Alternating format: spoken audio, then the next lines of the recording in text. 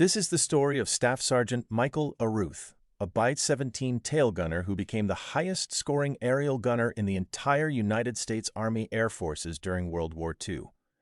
Between 17 and 19 enemy aircraft fell to his guns.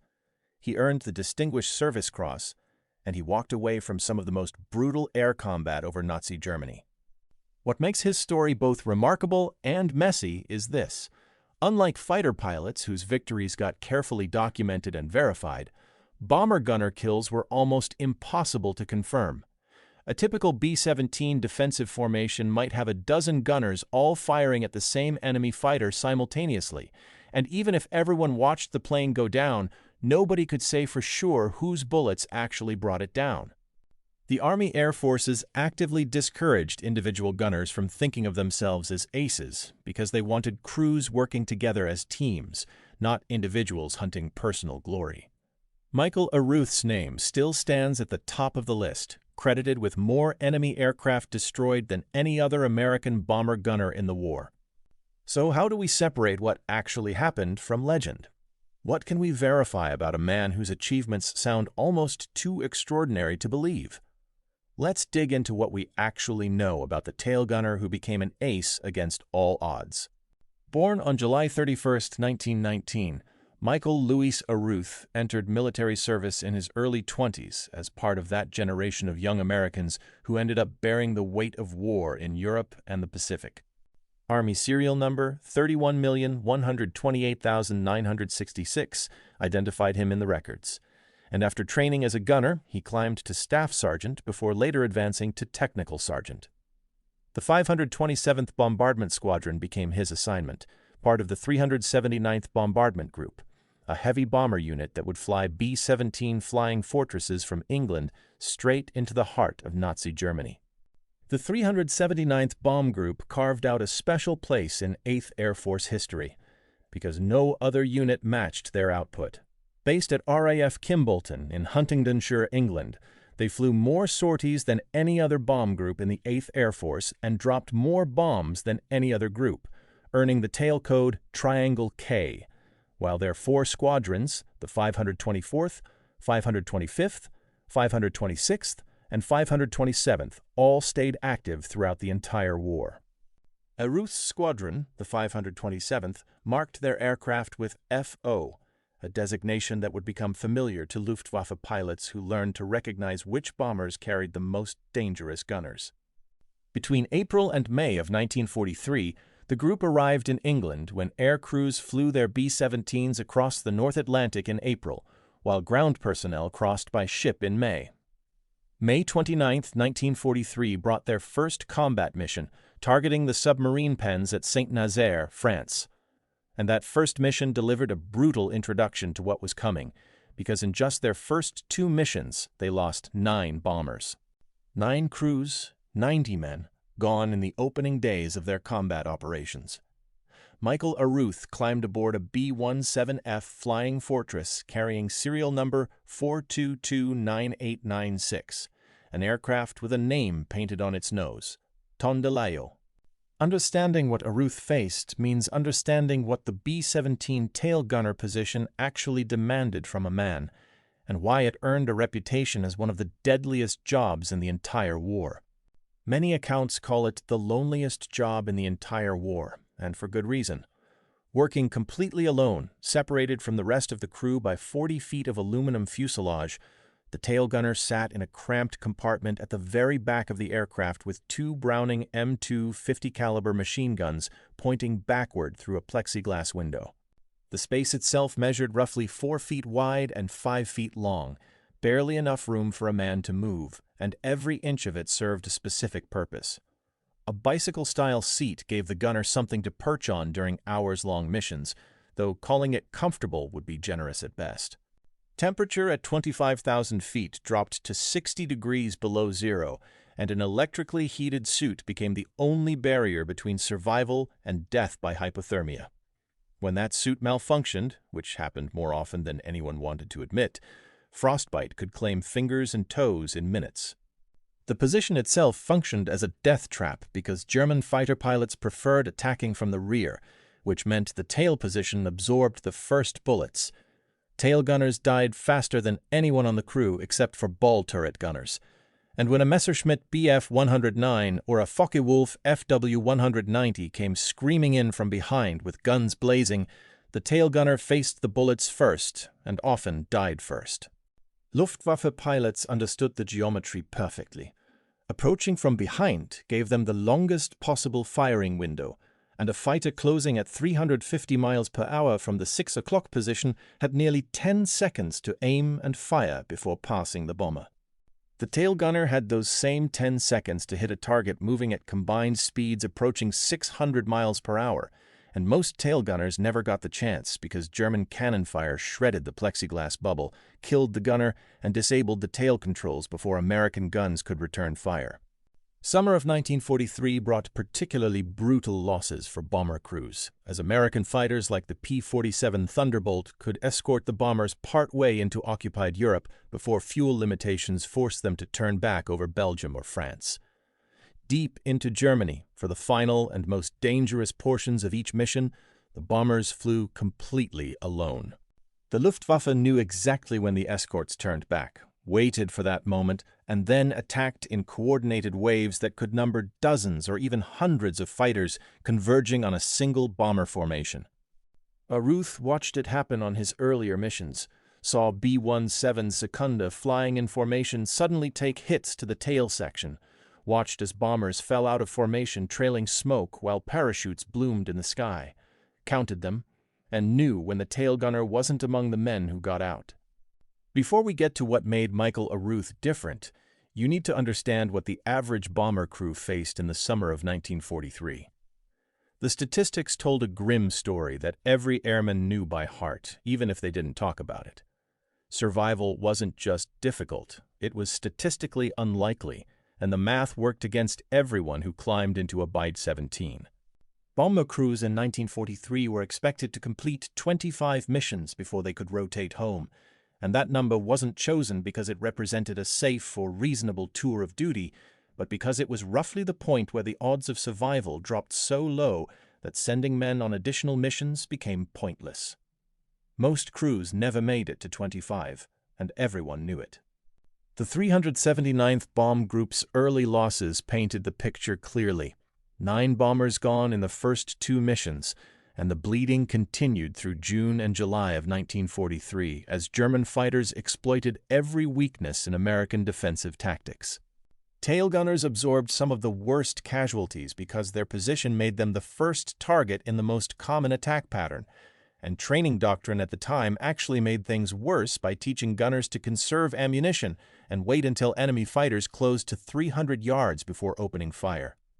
The theory made sense in a classroom where instructors emphasized accuracy and ammunition conservation, but in combat, that 300-yard range meant the enemy was already shooting, and by the time the tail gunner squeezed the trigger, he might already be dead. Aruth had seen the doctrine fail, watched it get men killed, and started questioning everything about the way the Army Air Forces taught defensive gunnery. Kassel, Germany, became the target on July 30, 1943, when Michael Aruth flew a mission against aircraft component factories that formed critical infrastructure for the Nazi war machine. 186 B-17 Secunda lifted off from bases across eastern England that morning, while 123 P-47 Thunderbolts prepared to escort them part way, though everyone knew the fighters would turn back over Belgium and the bombers would fly the final 200 miles to Kassel alone. German fighters found them exactly where they expected to, climbing from airfields across occupied France and Belgium to intercept the bomber stream before it reached German airspace. What happened that day earned Aruth the Distinguished Service Cross, the second highest military decoration the United States Army could award, and the official citation confirms specific details about the engagement. During the mission, Sergeant Aruth destroyed 3 enemy airplanes before an exploding cannon shell wounded him, jammed his left gun with enemy fire, broke his oxygen supply line, and knocked out the interphone system. At 25,000 feet, you need oxygen to survive, which means without it, you've got minutes or maybe less before consciousness slips away. The interphone served as his only link to the rest of the crew, and without it, he found himself completely isolated, unable to communicate, unable to call for help, unable to tell anyone he was wounded and bleeding out in the tail. Blood flowed from his wounds while shock probably set in, and his ability to breathe properly failed him, and the temperature at altitude meant the blood pooled on the floor of his compartment and froze almost instantly in the sub-zero air. The citation spells out what came next. Without oxygen and with his leg shattered and bleeding, Sergeant Aruth stayed at his post and defended his airplane and crew with his one working gun until even that weapon jammed. Most men would have crawled forward toward the rest of the crew at that point, seeking help and hoping someone could get them home, abandoning the position and leaving the tail undefended because staying seemed like suicide. Aruth stayed. He repaired the malfunction on that one working gun under fire while German fighters continued their attacks, got the weapon running again, and destroyed his fourth airplane of the mission. 4 enemy fighters destroyed while wounded, without oxygen, with one gun completely jammed and the other fixed by hand while being shot at. And he did all of this while the Tondelayo continued its bombing run over Kassel, and the rest of the crew fought their own desperate battles against attacking fighters. The bomber made it home to Kimballton that day with Aruth still at his post in the tail, still scanning the sky for threats, still ready to fire even though he'd already burned through most of his ammunition and lost enough blood that he needed help getting out of the aircraft when they landed. 4 confirmed kills. Extraordinary heroism in connection with military operations against an armed enemy, and wounds serious enough to earn the Purple Heart, all on a single mission. 10 men flew aboard the Tondelayo, and understanding who they were helps explain why Aruth fought so hard to protect them. 2nd Lieutenant Bone Edgar Fox, Jr., born September 2, 1919, in Minneapolis, Minnesota, piloted the aircraft and carried the weight of command that came with keeping 9 other men alive through missions that killed crews every single day. Fox would survive the war and live until February 17, 2007, spending decades after the war rarely speaking about the things he saw and did over Germany. 2nd Lieutenant Charles Augustus Malden, born May 5, 1922, served as co-pilot and became the last surviving crew member when he died on June 1, 2009, carrying memories of the Tondelayo and her crew for more than 6 decades after the war ended. 2nd Lieutenant Elmer Stanley Bendiner navigated, plotting courses that would take them into the heart of Nazi Germany and hopefully back out again. And his name matters because he later wrote a book preserving these stories for future generations. Bendiner had been a reporter before the war, and that training never left him because he took notes during and immediately after raids, preserving details that other veterans forgot or never recorded. 2nd Lieutenant Robert Litter Hejny handled the bombs after being born January 5, 1920, and lived until August 5, 1985, responsible for the actual reason they flew these missions, because the bombs he aimed and released were meant to destroy German industry and break the Nazi war machine. Technical Sergeant Lawrence Stundy Reedman ran the flight engineer station and top turret, keeping the aircraft running while also manning one of the most exposed gun positions on the entire bomber. Technical Sergeant Frederick J. Reinhard worked the radio, maintaining the communication links that could mean the difference between rescue and death if the bomber went down. Technical Sergeant Walter J. Gray operated the ball turret, suspended beneath the aircraft in a position even more vulnerable than the tail. Staff Sergeant Harry Litter Edwards manned the right waist gun, while Staff Sergeant John A. Leary took the left waist position, both of them firing through open windows in the fuselage where the wind screamed past at hundreds of miles per hour, and the temperature made their electrically heated suits barely adequate. 40 feet of fuselage separated all of them from Technical Sergeant Michael Aruth in the tail, and that distance meant he couldn't see them, couldn't talk to them when the interphone failed, couldn't know if they were alive or dead during the chaos of combat. Every single man listed here survived combat and survived the war, and the fact that all 10 crew members made it through is remarkable enough on its own because most crews lost at least one man, and many lost everyone. They came dangerously close to not making it on September 6, 1943. Stuttgart, Germany drew the bombers on September 6, 1943, a mission that would test everything the Tondelayo crew had learned about survival. Stuttgart manufactured ball bearings, components essential to every vehicle, aircraft, and weapon in the German arsenal, and that strategic importance made it one of the most heavily defended targets in all of Europe. Flak batteries ringed the city, while fighter squadrons positioned themselves along every likely approach route, waiting for the bombers they knew were coming. The Tondilayo took heavy damage over the target when German fighters pressed their attacks with renewed fury during the bombing run, knowing that bombers flying straight and level to line up their bomb sites represented maximum vulnerability. Cannon shells tore through the aircraft, severing hydraulic lines, damaging tail controls, and puncturing fuel tanks in the wing routes. And by the time the bomber turned westward toward England, the damage was too severe, and the crew's situation became clear. They weren't going to make it home. Altitude bled away despite the pilot's best efforts. Fuel leaked from ruptured tanks faster than the engines could burn it, and the bomber died in the air while the crew faced the mathematics of their situation. England was 250 miles away across hostile territory, still crawling with German fighters, and the Tondilayo was losing the battle against gravity and aerodynamics. Ditching in the English Channel became their only option, and they could only hope the air-sea rescue units reached them before hypothermia finished what the Luftwaffe had started. A Bite 17 hitting water becomes a controlled crash at best because the aircraft wasn't designed for water landings. The fuselage can break apart on impact from the sheer force of hitting an unyielding surface at over 100 miles per hour, and men can get trapped inside their crew positions while the wreckage fills with freezing water and sinks. The Tondilayo hit the channel at 3:12 in the afternoon, impacting the gray water at approximately 120 miles per hour, and the fuselage broke apart on impact exactly the way everyone feared it would. Impact threw Michael Aruth forward from his position in the tail section with enough force to slam his head against the gun mount, and he badly gashed his head before losing consciousness briefly. When he came to, he was already in the water, though he never remembered exactly how he got out of the tail section or who pulled him through the emergency hatch. All 10 crew members made it out before the wreckage sank. An air-sea rescue launch HSL-1 ASO from Dover pulled them from the water before hypothermia could claim anyone, though they were close to that edge when rescue arrived. Aircraft serial number 4229896 sank to the bottom of the English Channel, taking with it the bomber that had carried them through so many missions. And official records list the aircraft as Missing in Action Stuttgart, with one simple notation: Ditched channel, all rescued.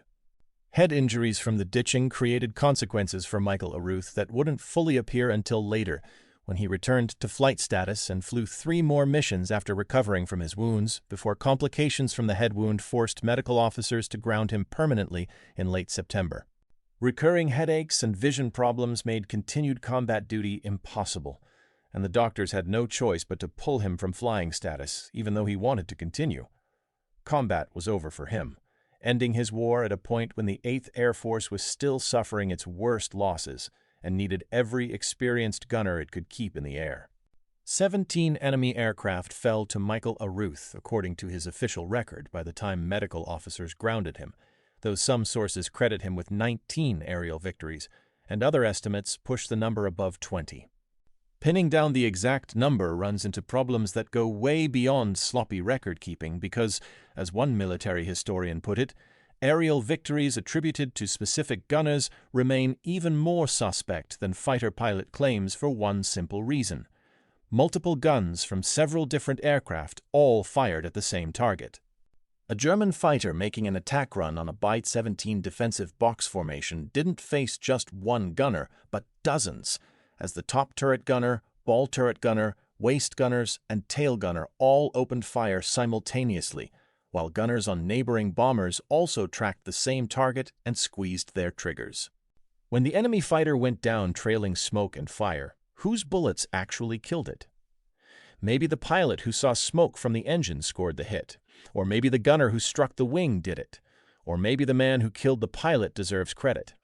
Or maybe it was a combination of hits from multiple gunners on multiple aircraft that finally brought the fighter down. Nobody knows, and in the chaos of combat, with tracers filling the sky and fighters attacking from every direction and bombers maneuvering to avoid collisions while maintaining formation, nobody could track who hit what with any degree of certainty. The Army Air Forces understood this problem perfectly, which is why they implemented a policy that discouraged individual recognition for gunners and emphasized crew achievements instead. They wanted gunners thinking about protecting their aircraft and their crew, not counting personal kills or competing for ace status with other gunners. Fighter pilots got individual credit for their victories because they flew alone, and the attribution was usually clear. But bomber gunners were specifically told that their job was teamwork and mutual defense, not personal glory. Michael Aruth's name appears at the top of every single list of the highest-scoring American bomber gunners despite this fundamental uncertainty. And whether the number sits at 17, 19, or above 20, he consistently gets recognized as the gunner with the most confirmed aerial victories in the United States Army Air Forces. The credit came from a combination of gun camera footage, witness statements from other crew members, and post-mission debriefings where intelligence officers tried to piece together the chaos of combat into coherent after-action reports. Aruth's kills got confirmed when enough evidence existed to satisfy the verification process, though that process was admittedly imperfect and sometimes arbitrary. Staff Sergeant Arthur J. Benko scored 16 victories as the second highest-scoring gunner while flying top turret on B-24 Liberators in the 374th Bombardment Squadron, 308th Bomb Group, 14th Air Force, operating in the China-Burma-India theater, where he faced different enemies and different tactical situations than Aruth encountered over Europe. Staff Sergeant Donald Crossley claimed third place with 12 victories as another B-17 tail gunner serving in the 95th Bomb Group of the 8th Air Force, flying many of the same missions against the same German fighters that Aruth faced.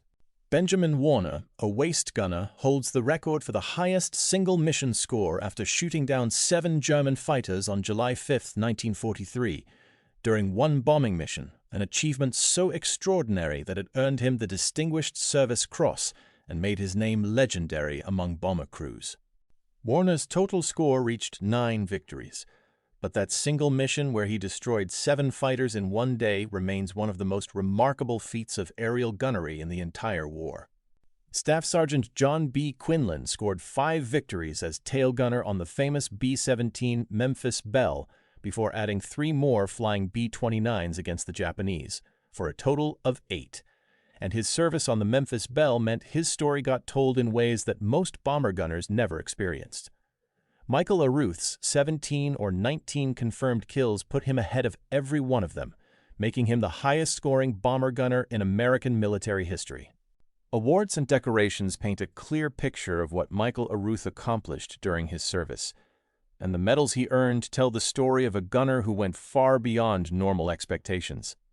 The Distinguished Service Cross came first for his actions on July 30, 1943, recognizing extraordinary heroism in connection with military operations against an armed enemy, and the citation specifically mentioned his decision to continue firing while wounded and without oxygen, crediting his defensive fire with protecting the bomber during its most vulnerable moments. The Distinguished Flying Cross followed, awarded for heroism or extraordinary achievement while participating in aerial flight, though the specific action that earned this decoration remains unclear in available records. The Air Medal with oak leaf clusters came next, recognizing sustained meritorious achievement during aerial flight, and sources disagree on whether he received 2 or 3 oak leaf clusters for his cumulative combat achievements. Each oak leaf cluster represented an additional award of the Air Medal, meaning he earned this recognition multiple times for continued excellence. The Purple Heart recognized wounds sustained on July 30, 1943, when cannon shell fragments tore through his flight suit and buried themselves in his left arm and shoulder while also damaging his equipment and nearly killing him. The World War II Victory Medal and European, African, Middle Eastern Campaign Medal rounded out his decorations, standard awards for service in the European theater during the war. By the time his combat career ended, Aruth had accumulated more decorations than most pilots, and the combination of the Distinguished Service Cross and Distinguished Flying Cross put him in rare company among enlisted men. What Michael Aruth and his fellow gunners faced becomes clear when you look at what the 379th Bomb Group actually sacrificed over 2 years of operations, and the numbers tell a story of sustained violence that claimed hundreds of lives. Between May 29, 1943 and April 23, 1945, when they flew their last mission to Pilsen, Czechoslovakia, the group completed over 330 combat missions while losing 513 men killed in action, 785 taken as prisoners of war, and 122 missing in action, with 34 managing to evade capture after being shot down and 19 ending up interned in neutral countries. 149 B-17 Flying Fortresses went down in combat, and each lost bomber represented 10 men whose fate depended on whether they could get out of the aircraft before it exploded or hit the ground, whether their parachutes opened, whether they landed in friendly territory or got captured, and whether German civilians or soldiers found them first. The mathematics of those losses paint a grim picture. 513 killed out of roughly 2,500 men who served with the group at various points means about 1 in 5 men who flew with the 379th died in combat. Add the prisoners of war and you get casualty rates approaching 50%, and those numbers don't include the men who were wounded but survived and returned to duty. 2 distinguished unit citations recognized the group's achievements, with the first covering operations across Europe from May 29, 1943 to July 31, 1944, and the second awarded specifically for a mission on January 11, 1944, when they flew without any fighter protection to attack aircraft factories at Oschersleben, Germany, pressing through waves of German fighters to reach the target and bomb it despite taking heavy losses. Strategic bombing came at this price, and bringing the war to the Nazi homeland cost this much blood, and Michael Iruth was there for some of the bloodiest months of 1943 when losses hit their worst levels and survival seemed more like luck than skill. The early missions in May, June, and July of 1943 were particularly brutal because American escort fighters lacked the range to protect bombers deep into Germany. Defensive tactics were still evolving based on hard-learned combat lessons, and the Luftwaffe was still strong enough to contest every mission with large formations of experienced fighter pilots. Iruth flew during this period when the odds were worst and came out alive when most didn't. A book appeared in 1980 called The Fall of Fortresses, a personal account of the most daring and deadly American air battles of World War II. Written by Elmer Bendiner, the navigator who sat at his station aboard the Tondeleio while Michael Iruth fought off enemy fighters from the tail. Reporter training from before the war served Bendina well because he took notes during and immediately after raids, preserving details that other veterans forgot or never recorded in the first place. 25 missions fill his book, including 2 directed at the ball-bearing factories of Schweinfurt, some of the most heavily defended targets in all of Germany, where losses were so severe that the missions became infamous in 8th Air Force history. One of the war's most remarkable stories appears in those pages. 11 German shells penetrated the Tondeleio's gas tank on one mission but somehow failed to explode, and examination back in England revealed them completely empty except for one shell that held a rolled-up slip of paper carrying words written in Czech. "This is all we can do for you now."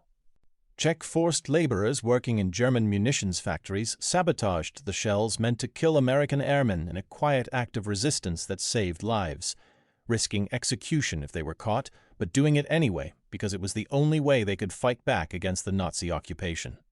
The sabotaged shells meant the Tondeleio flew home that day instead of exploding over Germany, and every man aboard owed their lives to Czech workers whose names they would never know. Bendiner also wrote about Michael Iruth, and according to later accounts from readers, he described how Iruth got hurt when their B-17 ditched in the Channel while calling him the best gunner in the entire 379th, and noting that when the colonel flew, he would commandeer the best gunners and specifically order Iruth to fly with him. High praise from a man who flew through hell right beside him and saw firsthand what Iruth did when the fighters attacked. 13 years after the war ended, an honor came to Michael Iruth that spoke volumes about how his service was remembered by the military and the nation. Selection as a pallbearer at the ceremonies for the burial of the unknown soldier of World War II at Arlington National Cemetery in 1958 meant that out of all the veterans who served and all the men who fought and survived, Michael Iruth was chosen to carry the remains of an unknown serviceman to his final rest. The unknown soldier represented every serviceman who died in the war without identification, every man whose body was never recovered or never identified. And choosing pallbearers for the burial meant selecting veterans who embodied the service and sacrifice of their generation. Aruth stood among those chosen, carrying the flag-draped casket through the ceremony while cameras recorded the moment and the nation watched, and his presence there said something about how the military remembered his service. Recognition goes way beyond medals and citations with something like this because it states that his service mattered, his sacrifices were seen, and he represented something important about the generation that fought that war and paid its costs in blood. What Michael Aruth did after the war surprised everyone who knew him, because most veterans with his combat record wanted nothing more than to leave military service behind and never look back. Aruth didn't leave. He transferred to the newly formed United States Air Force in 1947 and continued serving for another 15 years, retiring at the rank of Master Sergeant in 1962 after accumulating more than 2 decades of total military service. The decision puzzled some who knew his history because he'd been wounded twice, ditched in the English Channel, faced death more times than official records could capture, and accumulated enough combat experience for several lifetimes. Most veterans with similar experiences couldn't wait to get out and return to civilian life. Aruth saw it differently. The Air Force had given him purpose during the darkest years of the century. The skills he developed had saved lives, and walking away felt like abandoning something important that had defined him during the years when it mattered most. His post-war years were quiet compared to the chaos of combat.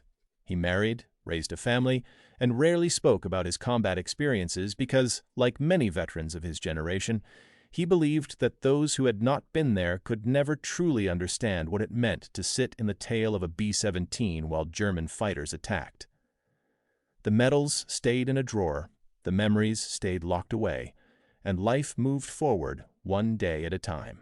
February 15, 1990 brought the end when Michael Lewis Aruth died in St. Johns County, Florida, at 70 years old and just 5 months shy of his 71st birthday.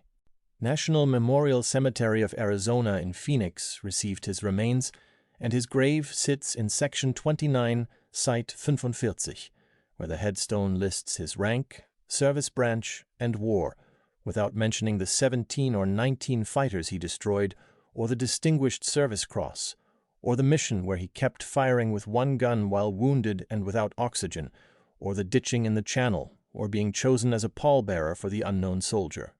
Military cemeteries fill up with these kinds of understatements, because stones can mark names and dates, but they just can't capture the full weight of what those names represent. And Michael Aruth lies among thousands of other veterans who each carry stories that deserve telling. 5 days passed between his death and burial, time enough for family and friends to gather and remember a man who had done extraordinary things when it mattered most, and then lived quietly for decades afterward. The mighty 8th Air Force Museum in Savannah, Georgia, preserves the history of the bomber crews who flew from England, and the 379th Bombardment Group's records are archived there, including mission reports that document Aruth's combat achievements for researchers willing to dig through the files. Here's the difficult truth about Michael Aruth's story. It happened, but we don't know all the details, and separating verified facts from embellished legends requires careful attention to what can actually be documented. Service records confirm he flew combat missions and got credited with more aerial victories than any other American bomber gunner, and earned the Distinguished Service Cross for extraordinary heroism on July 30, 1943, and survived wounds and the ditching of the Tondileo on September 6, 1943, with all 10 crew members making it out alive before head injuries grounded him, and an honor came in 1958 as a pallbearer for the unknown soldier. Official records, military citations, cemetery records, and accounts from fellow crew members document these facts with enough evidence to remove any doubt about the basic outline of his service. Details of individual combat engagements remain harder to verify, along with specific tactics he used and the exact sequence of events during those chaotic minutes when German fighters attacked from every direction while tracers filled the sky and bombers maneuvered to avoid collisions. Bomber combat was absolute chaos with multiple aircraft, multiple gunners, and multiple enemy fighters all moving at hundreds of miles per hour in 3-dimensional space, which made precise attribution of individual kills basically impossible in that kind of environment. The Army Air Forces understood this perfectly, which explains exactly why they didn't want to create gunner aces in the first place, because they wanted crews thinking as teams instead of individuals counting kills. Yet Michael Arruth's name still stands at the top of the list. Maybe some of those kills should have gone to other gunners who fired at the same targets and contributed to bringing them down. Maybe some were shared victories that he happened to get credit for because the verification process was imperfect. Maybe the real number was actually higher than 17 or 19, because some kills went unconfirmed for lack of evidence. We'll never know for certain, and anyone who claims to know the complete truth about every combat engagement is probably filling in gaps with speculation. What we do know is this: Michael Arruth flew into the most dangerous skies of World War II while sitting in one of the most vulnerable positions on the aircraft, faced some of the best fighter pilots the Luftwaffe could throw at him, and survived, earned the Distinguished Service Cross, earned the respect of his crew, and earn a place in history as the highest-scoring bomber gunner of the war. Every single crew member on the Tondelayo made it home alive from missions that killed entire crews in seconds, and maybe that's the most important victory of all, because the job of a tail gunner wasn't to rack up kills, but to protect the 9 other men who depended on him. Michael Arruth's story sits within a larger context of what bomber crews accomplished during World War II and what they sacrificed to do it. The strategic bombing campaign against Nazi Germany represented one of the most sustained and costly military operations in history, with thousands of bombers flying into heavily defended airspace day after day to destroy German industry and break the Nazi war machine. The 8th Air Force alone lost over 26,000 men killed in action during the war, more than the entire United States Marine Corps lost in the Pacific. And those casualties came from a force that never numbered more than about 200,000 men at its peak. Bomber crews faced odds that got worse the longer they flew, and the 25 mission requirement for completing a tour of duty was set at a number where roughly half of all crews would be killed or captured before they finished. Flying bombers over Germany in 1943 and 1944 was statistically more dangerous than being an infantry rifleman in Europe, and the men who volunteered for bomber duty knew the odds even if they didn't talk about them. They flew anyway, mission after mission, watching other crews go down and knowing their turn might come on the next raid. Michael Arruth and the crew of the Tondelayo were part of this larger story. 10 men among thousands who climbed into B-17s and flew into the most dangerous skies of the war because someone had to, and because they believed it mattered. The 379th Bomb Group's record of flying more sorties and dropping more bombs than any other group in the 8th Air Force came at a cost of 513 men killed, 785 captured, and 149 aircraft lost. And those numbers represent real people with names and families and lives cut short or forever changed by what they experienced. Arruth survived when many didn't, earned recognition when most remained anonymous, and carried the memories of what he saw and did for more than 4 decades after the war ended. Heroism often comes from unexpected places, and Michael Arruth's story proves the point because he wasn't a pilot with his name painted on the fuselage or a bombardier whose precision could destroy a target from 5 miles up, but rather a tail gunner, isolated and freezing cold and alone in the most dangerous seat on the entire aircraft. Protecting his crew was the job, and he did that job better than anyone else in the United States Army Air Forces, according to the official records that credit him with more aerial victories than any other bomber gunner in the war. More sorties and more bombs came from the 379th Bomb Group than any other group in the 8th Air Force, and they paid a terrible price for it, with 513 killed, 785 captured, and 149 aircraft lost. But they helped bring the war to the Nazi homeland and helped break the back of German industry and helped win the war. Smoke and fire and freezing cold surrounded the tail of the B-17 Tondelayo while Michael Arruth did his part, firing at fighters that attacked from behind and protecting the 9 other men who depended on him to keep them alive long enough to complete their missions and come home.